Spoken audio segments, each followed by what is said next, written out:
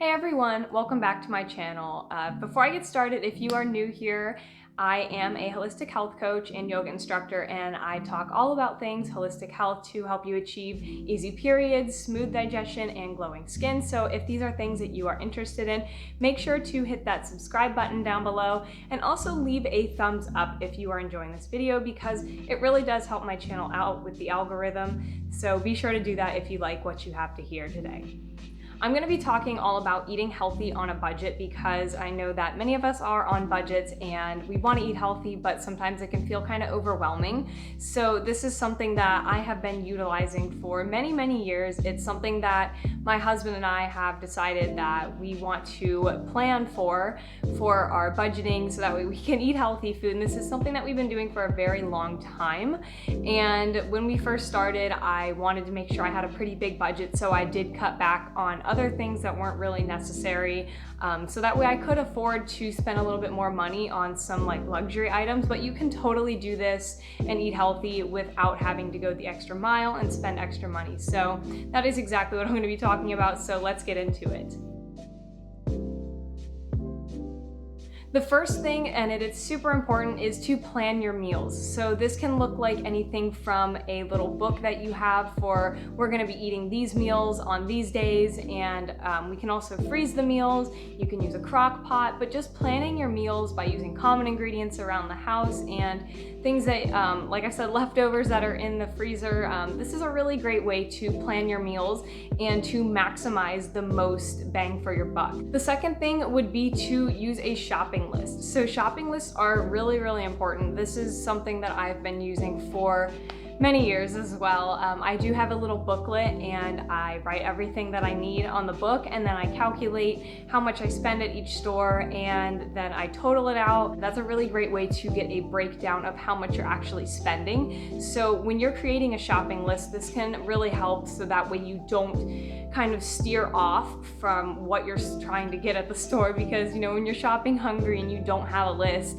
oftentimes you'll get home and say like, I didn't get anything that I needed to get, because you were hungry and you didn't have a list in front of you. So really planning, this goes back to like planning your meals. This is planning what you're going to buy for your meals. The third thing would have to be to cook at home and do not eat at restaurants as much as possible. So this is something that is also really important, because if you are spending money at restaurants and you're spending like $30 for one meal, like my husband and I, we can both eat $30 a day for both of us. So, that's really not bad at all. That's relatively inexpensive in my mind.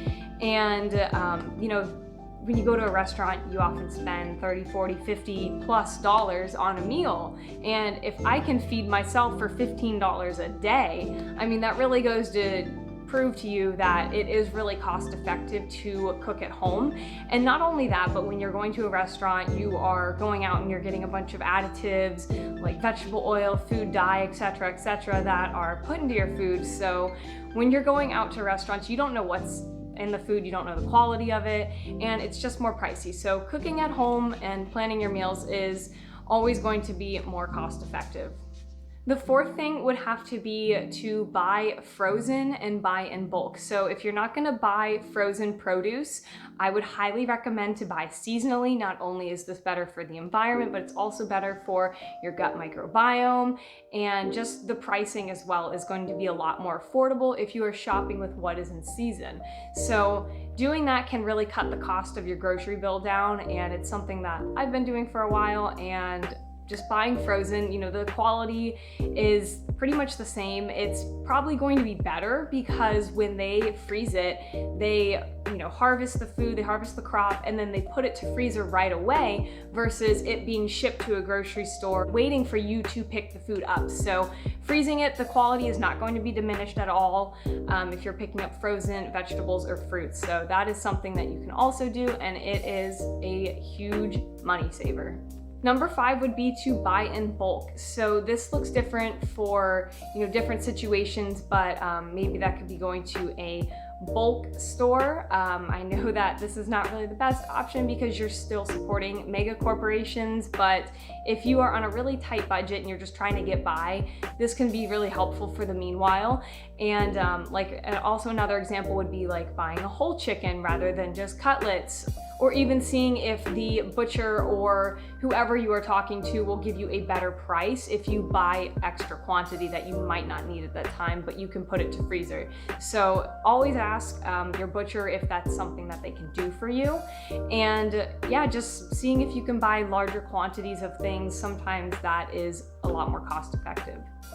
Number 6 would be to stock up on sales. So this is something that I am always doing. I'm always looking out for sales because you never know when they're gonna come back. So some of the grocery stores will have like a buy one, get one free, and that is awesome. I mean, a lot of times it's like crappy junk food that, they're obviously trying to sell and get rid of because they just want us sick.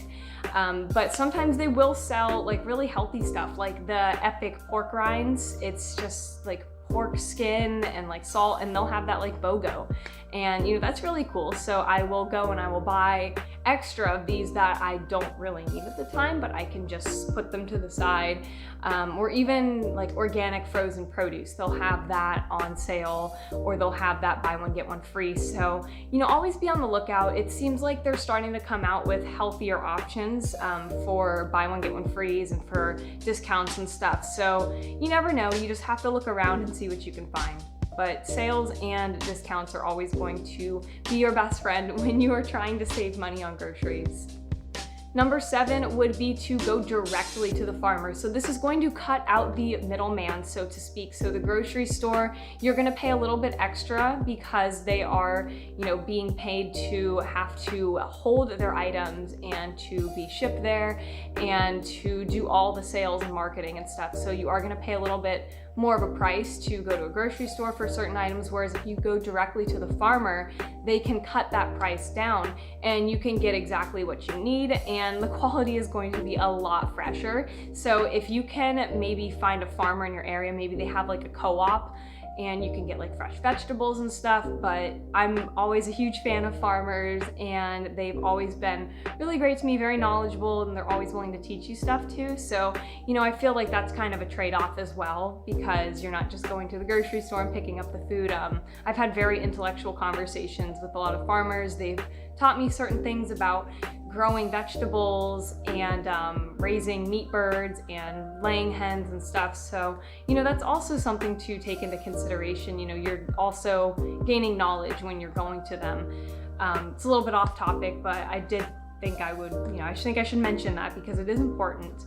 But yeah, going to a farmer and just seeing what they have to offer can be a really great idea because you never know what you might find. Number 8 would be to buy cheaper cuts of meat. So maybe like the offcuts of meat that not a lot of people want. You can see if they're selling that kind of stuff. I know organ meats are kind of lacking in popularity, even though they are really important. So that is something that you can also get. Sometimes they'll even give you the organ meats for free just because unfortunately no one's buying them and they just throw them away, which is super wasteful. But yeah, you can always talk to a butcher, talk to your farmer, see what they have to say about that. Some of the cuts of meat don't really sell, so if you can ask them about that, that would be really wise, so that way you can kind of save some money in your budget. Number 9 would be to grow a garden yourself, or even raise your own meat birds or livestock or anything like that. This is always going to be a lot cheaper, especially for the produce aspect of it, because that really doesn't require a lot of financial investment. Of course, the livestock is going to require more investment, more time, more care, rather than a garden. So, produce is always going to be a lot cheaper to grow, a lot less time consuming. But gardening is always going to be a lot fresher as well than getting stuff at a grocery store. And sometimes if you get organic foods, you can take the seeds and you can plant it and then it'll grow as well. Some of the GMO stuff, like you'll put it in the ground and it purposely like self-destructs because they don't want you to grow your own food, which is very unfortunate. But I wouldn't want any of that stuff in my garden anyways. So organic, see if you can get heirloom seeds online if you can't find the produce that you want locally. And yeah, just start experimenting with gardening. It can be a lot of fun. It can be very rewarding and very educational. So give that a try and see what you think. So that's really it. That's all the tips that I have. This is some of the stuff that I have used in the past and I still use to this day, and it has really helped me to be able to afford all the food that I want and to not have to really compromise with what I'm eating, which is really nice because sometimes it can feel really crappy when you want to eat some stuff and you can't because of, finances. But, if you can figure out your budget to be able to afford the food that you want, it can be really rewarding. So please let me know if you found any of these tips useful. Leave a comment, leave a like, and thank you so much for watching this video, and I will see you in the video next week.